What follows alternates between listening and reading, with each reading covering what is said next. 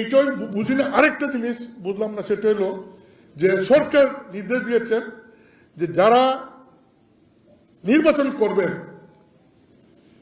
তাদের নিরাপত্তার জন্য প্রয়োজনে এই মানে ইমিডিয়েট তাদেরকে অস্ত্রের লাইসেন্স দিবেন এবং তারা অস্ত্র কিনবেন। আরে বাপরে, এমনিতেই যে অস্ত্র 5 আগস্টের পরে যে অস্ত্র লুট হয়েছে, যে অস্ত্র সরকারের অস্ত্র এবং প্রাইভেট যে সমস্ত অস্ত্র লুট করা হয়েছে, সেই অস্ত্র তো এখনো উদ্ধার হয় নাই। তার উপর যদি প্রার্থীরা অস্ত্র, আমরাও যদি সেই অস্ত্র নেই, তো এই অস্ত্র ওই অস্ত্র সত্য যুদ্ধ হয়ে যাবে, এটা কুরুক্ষেত্র হয়ে যাবে। তো কি ইলেকশন হবে? এটা কিভাবে সম্ভব ইলেকশন আমি জানি না, এটা কিভাবে সম্ভব।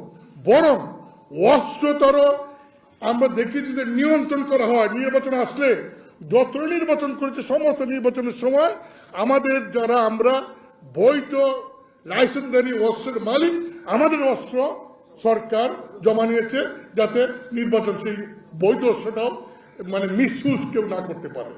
আর এইবার দেখছি উল্টা,